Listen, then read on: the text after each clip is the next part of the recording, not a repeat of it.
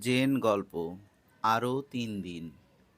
হাকুইনের শিষ্য সুইও খুব ভালো শিক্ষক ছিলেন। গ্রীষ্মের ছুটির সময় জাপানের দক্ষিণের এক দ্বীপ থেকে এক ছাত্র তার কাছে এলো। সুইও তাকে একটি সমস্যার সমাধান করতে দিলেন। এক হাতের তালি শোনো। ছাত্র ৩ বছর ধরে চেষ্টা করলেও পাশ করতে পারল না। এক রাতে সুইওর কাছে গিয়ে সে কেঁদে ফেলল। আমি এই সমস্যার সমাধান করতে পারলাম না। লজ্জিত ও বিব্রত হয়ে আমার দক্ষিণে ফিরে যাওয়াই উচিত।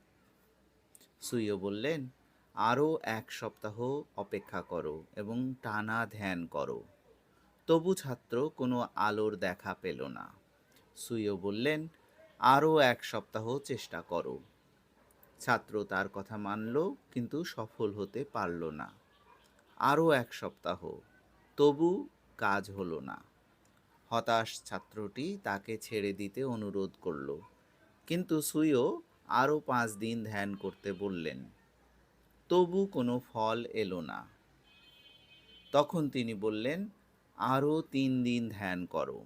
তুমি যদি আলোক প্রাপ্ত হতে ব্যর্থ হও, তবে এর থেকে আত্মহত্যা করাও ভালো। দ্বিতীয় দিনে ছাত্রটি আলোকপ্রাপ্ত হলো।